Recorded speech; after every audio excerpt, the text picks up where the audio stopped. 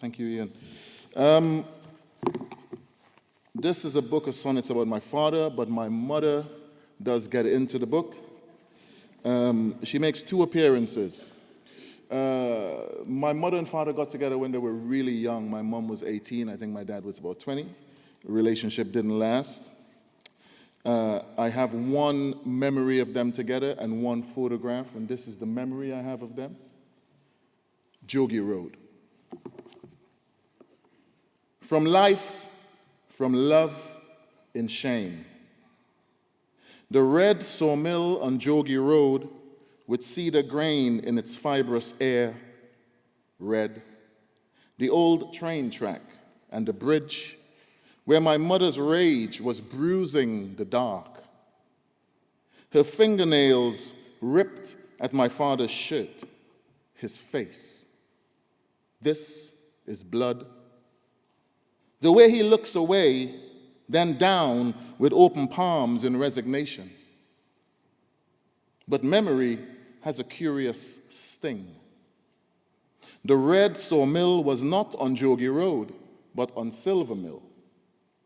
And in the savannah, there were 5 salmon trees which cried when cut, not 6. My father held me over his shoulder that night. No, I was looking up from the road.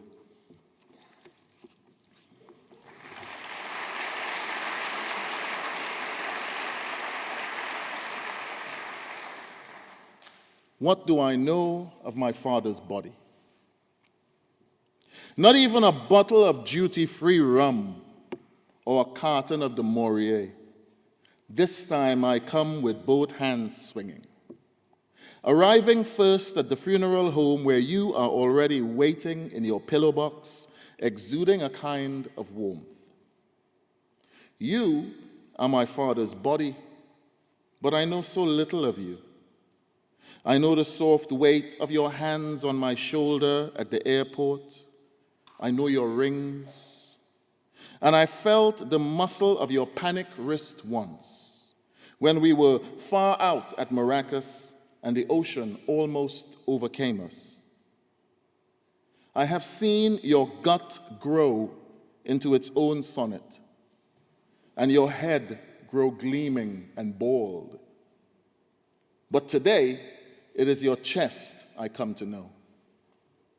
How rigid it is when I press upon the crisp sheen of your burial shirt, to tread a rose through the eye of your lapel, and I find the pall-bearing weight of your life when we grip the casket's chrome to lift and carry you down to the hearse waiting in the bright yard.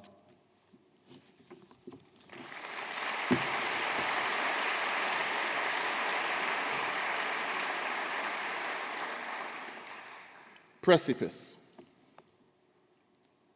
They sent me that dusk to find my father in the gambling rooms near the precipice in the quarry. There below was eternity and rockstone debt, and perched on the edge was the wooden veranda where rough men threw cards, where dice were rolled, and the earth was slippery with piss. I looked for my father among their faces, but it was so long since I had seen him that the looking was tough and wore me down. So I walked out on First Avenue with red dirt on my feet.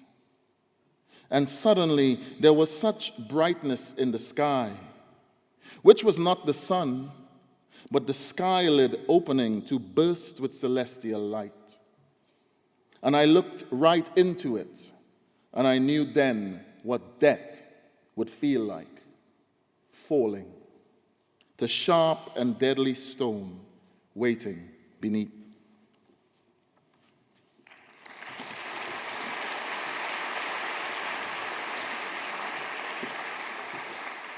So this is a poem called POSGH-1.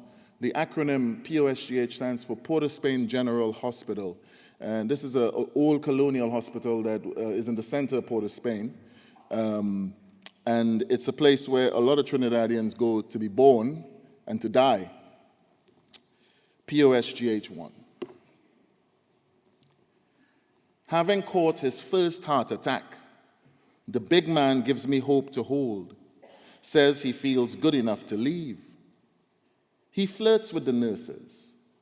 He is in hospital on Charlotte Street, the hospital that always smells of burnt milk and disinfectant, the same hospital of first consciousness, where I visited my grandfather after his blackout and sickness in 1977, after stopping with my grandmother on Gordon Street corner to buy the old Bull peanut punch and Mopsy biscuit. The hospital of windows from where I watched blue smoke rise from the morgue and turned away from my mother's bed to catch my evening flight. 2 days later, she blinked hard into cancerous death. That same ex-colonial hospital by Memorial Park, where my father once lifted me onto his shoulders so I could see the carnival pass. And I'm finishing with a poem. It's called Tina. So Tina was my sister, and Tina was not my father's daughter, but they had a very close relationship for some reason.